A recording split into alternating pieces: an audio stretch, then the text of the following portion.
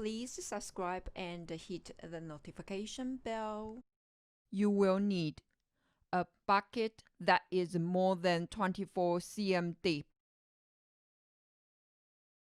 Fill the water up to your bucket about 80%. After that, if your flowers come from a florist shop and you would like to keep the design, just remove the outside packet materials and get the whole bunch of the flowers out from the top generally. Then put them into the bucket for 2 hours or more. Let them drink enough water. Then put a vase. This way will help your flowers to stay fresher in the vase. After that, if you are going to rearrange the flowers, you can untie the bundle of the flowers, cut off the rubber band or string to loose them.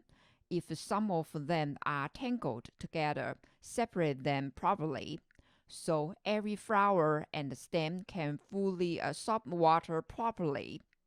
This way is not just only to help your flowers to stay fresher, but also last longer in the vase.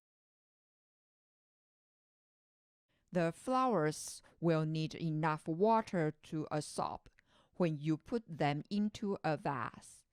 Water could evaporate down a certain amount in an air-conditioned room or dry area.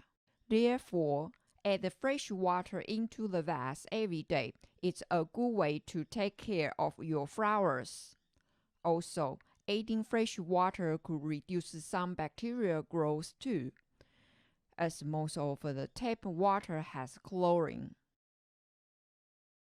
If your flowers have any dead leaves or stems, you should remove them quickly. Prevent the other flowers being damaged by bacteria. Also, keep your flowers looking good too.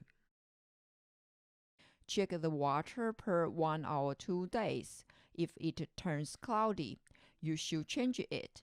When you change the water, you should pour out all water from the vase and give it a good rinsing.